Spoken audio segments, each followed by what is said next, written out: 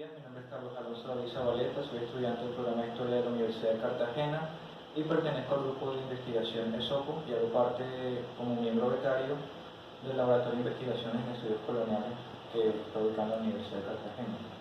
En esta presentación vengo a hacer una primera aproximación a mi tema de investigación, donde mostraré un pequeño estalar de que he estado construyendo y un pequeño acercamiento a la fuente primaria que voy a trabajar. Antes de iniciar con el estado del arte, voy a presentar un pequeño bosquejo de mi tema de investigación. En primera instancia, mi tema de investigación se define un campo más amplio que se conoce como la historia de la medicina, es decir, el estudio de los conocimientos y prácticas médicas a través del tiempo. Yo me voy a situar en la ciudad de Cartagena de Indias en el siglo XVIII, más específicamente a mediados del siglo XVIII, donde hay un cambio en los saberes médicos que se están presentando en la ciudad. Como objetivo de este tema de investigación, pretendo analizar las prácticas médicas ejercidas por los boticarios de la ciudad de Cartagena de Indias a mediados del siglo XVIII. Ese objetivo lo voy a trabajar a partir de tres variables. La primera es el marco legal, es decir, toda la serie de regulaciones que se dieron en el periodo colonial, desde las leyes de Indias y específicamente las reales cédulas que se fueron dando en el siglo XVIII, cómo se fue continuando todo ese marco legal. La segunda variable tiene que ver con las prácticas médicas, que es la especificación. Más o menos yo especifico ese concepto, lo entiendo como el conjunto de acciones estructurales de médicos, cirujanos, barberos y boticarios dirigidos a un individuo o a un grupo de individuos, sanos o enfermos, con propósito de conservar, mejorar o estructurar el bienestar de la salud. Ese es más o menos el concepto que yo tengo definido hasta el momento, que más adelante cuando vaya con el proceder de la investigación iré definiendo mucho más cuando consulte mucha más bibliografía. Y la segunda variable sería el componente socio-racial, es decir, quiénes eran estos boticarios, en qué grupo social del periodo colonial se encontraban y cómo estaban configurados. Bien, este tema de investigación lo problematizo con la siguiente pregunta: ¿cómo las regulaciones de las prácticas médicas definieron el ejercicio de la medicina de los boticarios de la ciudad de Cartagena a mediados del siglo XVIII? Esta pregunta, a mi parecer, tiene tres momentos que pienso desarrollar en la investigación. ¿Qué circunstancias llevaron a modificar la regulación de las prácticas médicas? Es decir, por parte de la corona, ¿qué llevó a que ellos modificaran estas leyes, ya que estas respondían a cierto tipo de casos? ¿Cómo los boticarios ejercían la medicina? Es decir, ¿qué entendía este grupo de personas cuáles eran sus saberes médicos, qué entendían por medicina, cómo la practicaban? Y el tercer momento sería las relaciones que establecen los boticarios con el marco normativo vigente. Es decir, yo voy a trabajar una serie de pleitos que se generaron en el ejercicio de la medicina. Cómo ellos, observar esta serie de pleitos, cómo ellos se relacionaban con el marco normativo y cómo el marco normativo se daba a partir del ejercicio de esas prácticas médicas.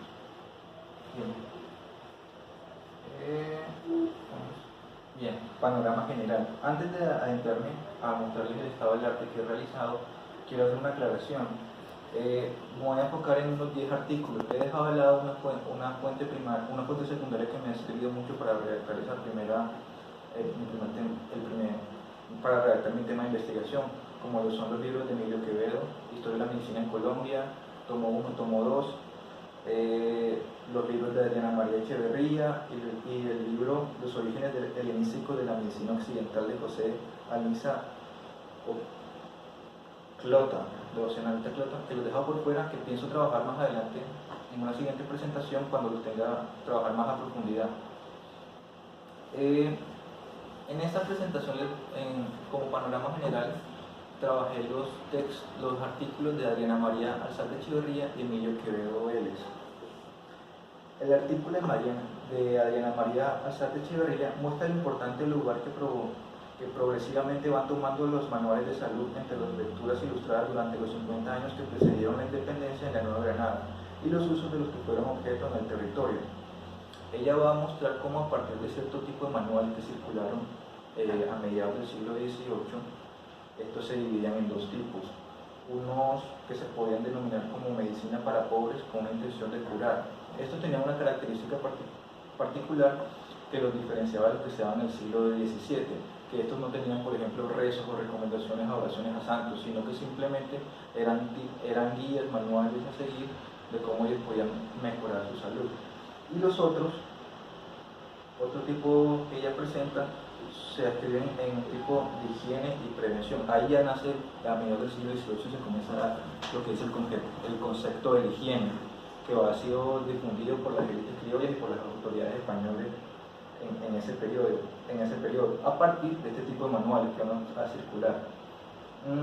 Yo relaciono esta parte del artículo que ya menciona con el libro de Renan Silva, los ilustrados del Nuevo Reino de Granada, donde él hace una aproximación al panorama general que se venía presentando, donde la circulación del libro deja de ser monopolio de la Iglesia y comienza a difundirse otros conocimientos, comienzan a hacer un nuevo sentido en la medicina, en la ciencia, comienzan a ir surgiendo, sobre todo eso se da a mediados del siglo XVIII. Bien.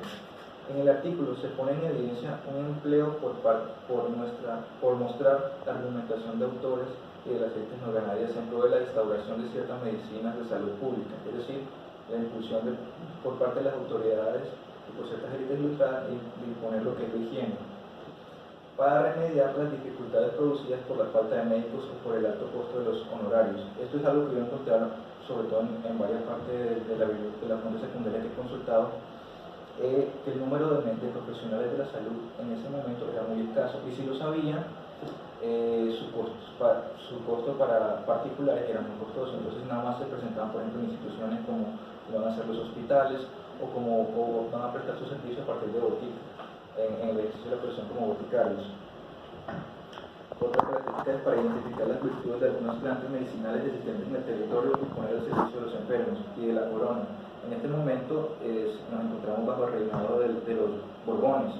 Ellos van a proporcionar una serie de regulaciones y un nuevo entendimiento de lo que va a ser el territorio.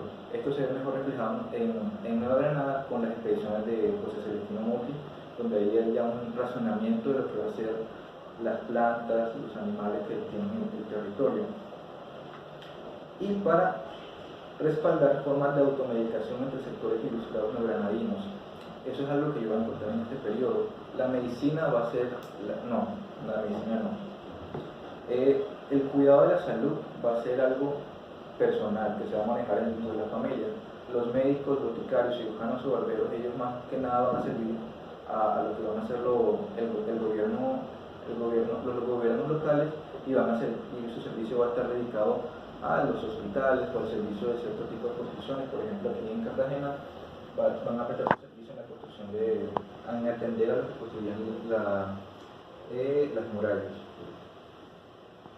Bien, el texto de Emilio Quevedo Vélez se va a escribir en lo que se conoce como la historia de la educación médica en Colombia. Él va a trabajar la obra médica de José Celestino Mutis. En este sentido, estudia el significado de la obra médica de Mutis mediante la reforma de los estudios médicos del Colegio Mayor de Rosario. Él va a trabajar una serie de reformas que dio José Celestino Mutis de 1881 a 1805. Debido a que es en estas reformas donde se plasma toda la sabiduría médica del sabio, así como todo su conocimiento médico innovador.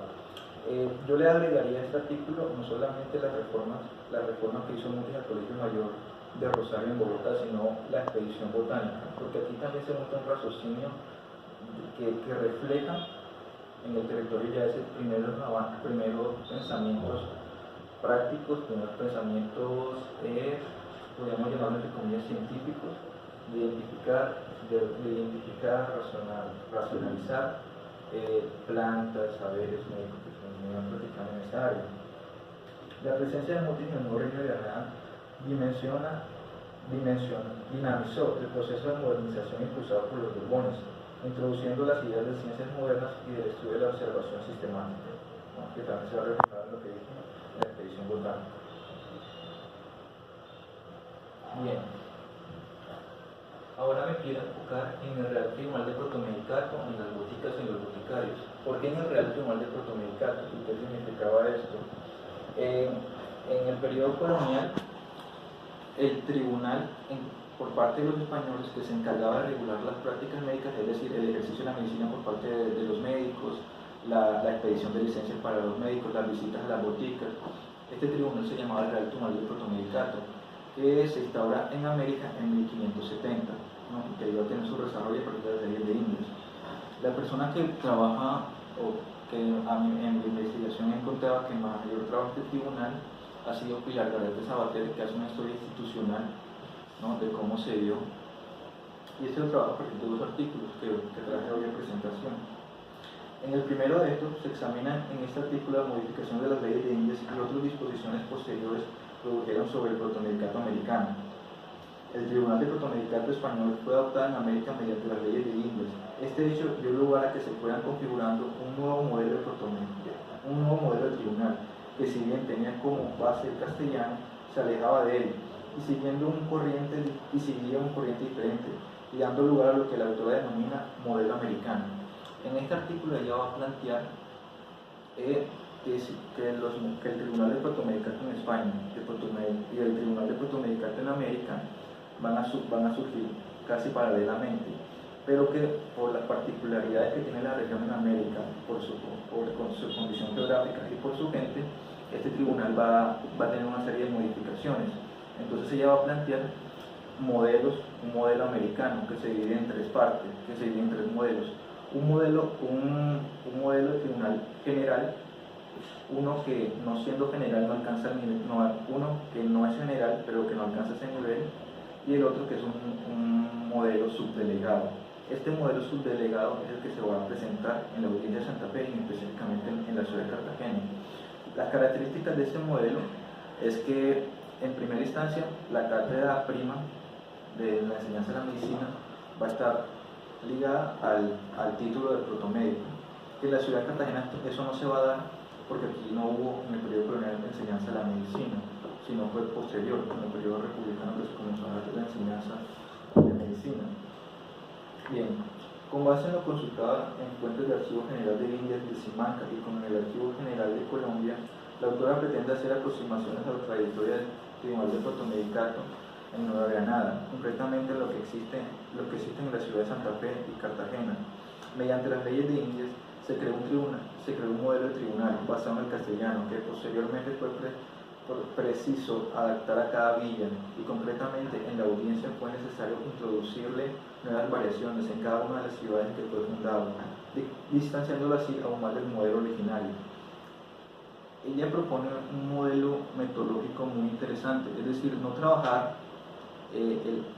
las prácticas médicas que se ejercían, que se había trabajado por la historiografía, como un abandono, como que no había leyes que las regulaban, o que las leyes que las regulaban eran poco eficientes, sino que a partir de la activización del modelo subdelegado que se instauró aquí, a partir de esas características, que era un modelo unipersonal, es decir, dedicado solamente a una persona, un título que se le entregó a una persona, título que tuvo José Celestino Mutis de por vida, que fue honorario, y esas características particulares, que no tenía un lugar dado, es decir, no tenía, un edificio donde la gente pudiera acudir, que las regulaciones de las prácticas médicas no las ejercían ellos, sino las ejercían las audiencias, las autoridades españolas. Entonces, a partir de esas características, poder trabajarlo, y no a partir de la creencia de que no hubo regulaciones y de las que no hubo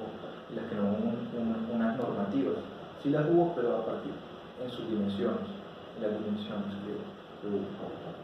El siguiente artículo que mencioné es el de Roger Pita Pica, que se va a trabajar en las boticas en el Nuevo Reino de Granada, con base en fuentes documentales de archivo, en la prensa de la época y en algunas fuentes secundarias. Este artículo se se propone examinar el desarrollo de la política de la nuevo Reino de Granada a final del periodo colonial. El trabajo se enmarca dentro del método de historia social de las ciencias y se centra más que todo en el siglo XVIII y principios del siglo XIX, cuando las boticas se habían extendido a varias parroquias, villas y ciudades. Esta es la razón por la cual yo me voy a centrar en el siglo XVIII, mediados del siglo XVIII. Anteriormente no existía una difusión tan clara de los boticarios. Existía la profesión, pero locales como tal no estaban tan difundidos en el territorio. El desarrollo de las boticas durante el periodo colonial fue un tema complejo, en el que se conjugó lo profano y lo religioso, lo empírico y lo científico. Se extendió además en una especie de mestizaje de los medicamentos, al incluirse sustancias traídas de Europa con sustancias propias del territorio americano, usadas milenariamente por indígenas. A esto se le suma la sabiduría y las prácticas terapéuticas traídas por los negros esclavos. Él nos va a mostrar un panorama de las prácticas médicas, no solamente de la perspectiva española, sino desde la perspectiva indígena y de la perspectiva negra. La persona que más trabaja este tipo de relaciones ha sido Emilio Quevedo en su libro Historia de la Medicina en Colombia, que son unos 5 tomos que pienso traerlos en una exposición más adelante, trabajar más esa problemática, pero ha sido poco estudiada, ¿no? Siempre ha sido separada. Una cuestión son las prácticas indígenas, otra cuestión son las prácticas médicas, y las prácticas negras ha sido también poco estudiadas porque la fuente primaria es muy escasa, y la relación entre las tres tampoco no he encontrado una bibliografía que haya profundizado en ese tema.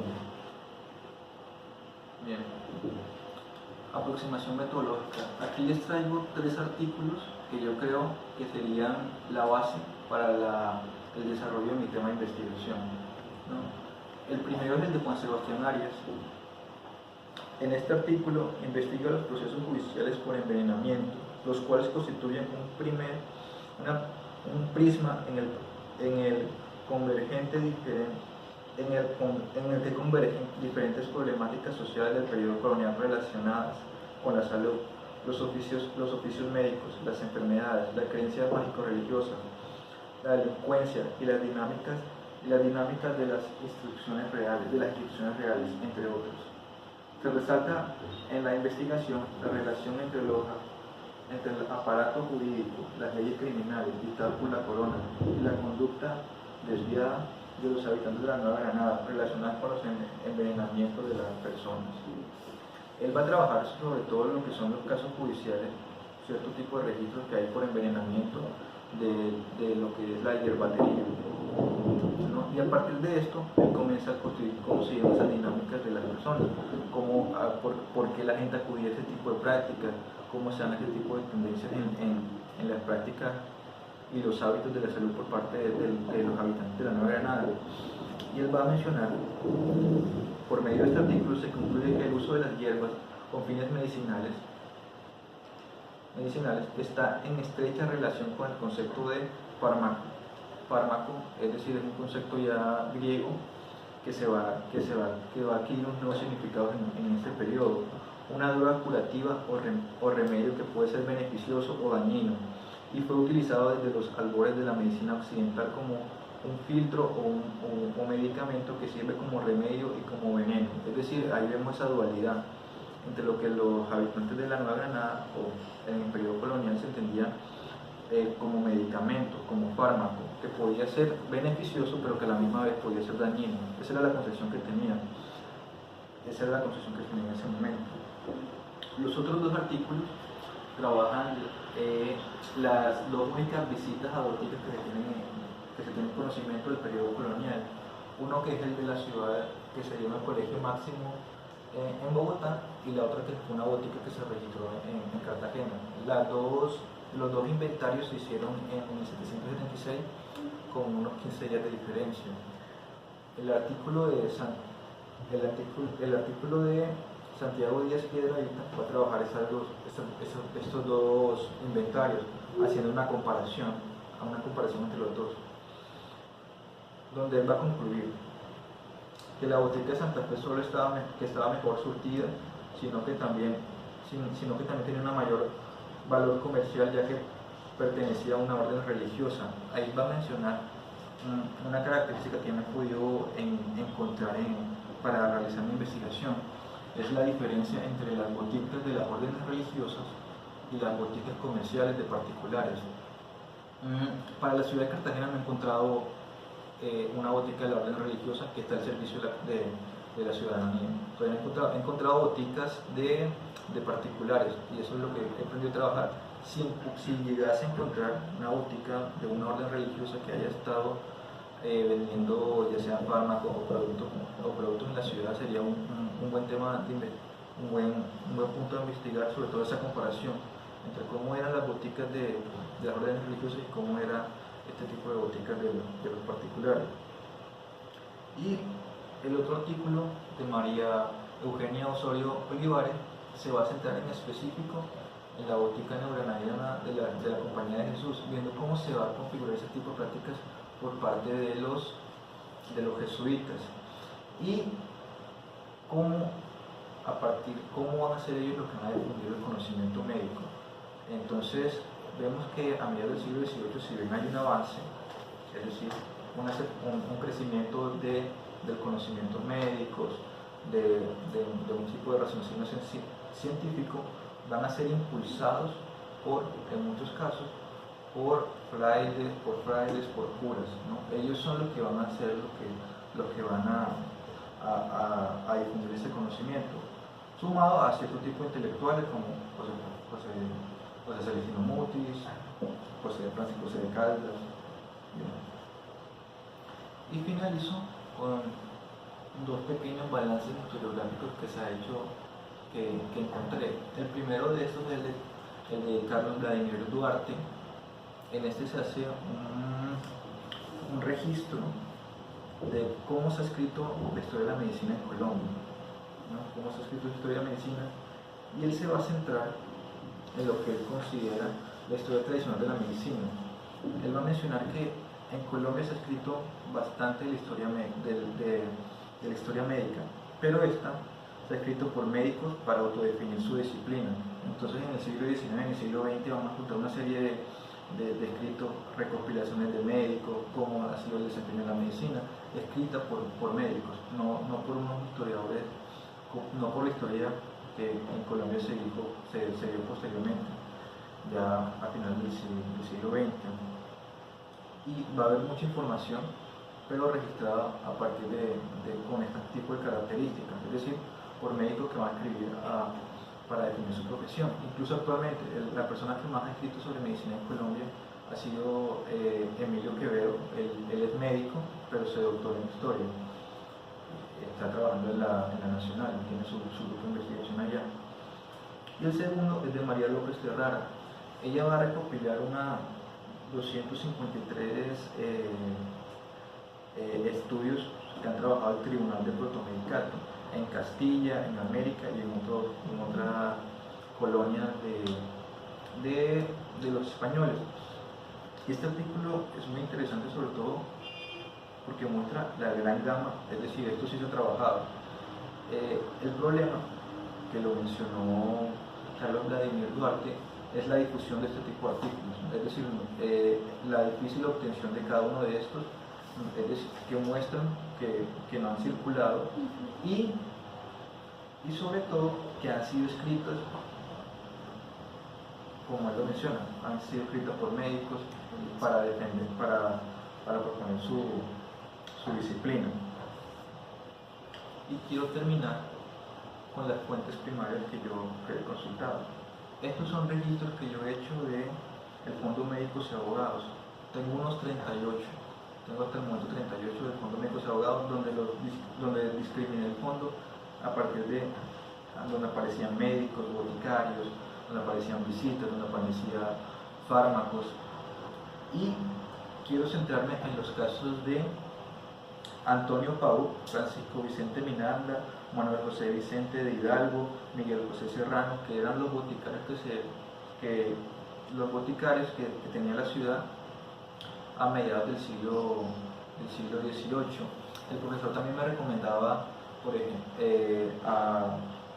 El profesor Sergio Pablo también me recomendaba, por ejemplo, a los Castelmondo, que también era una serie de familias dedicadas a la botica, no solamente en el periodo colonial, sino posteriormente en la República.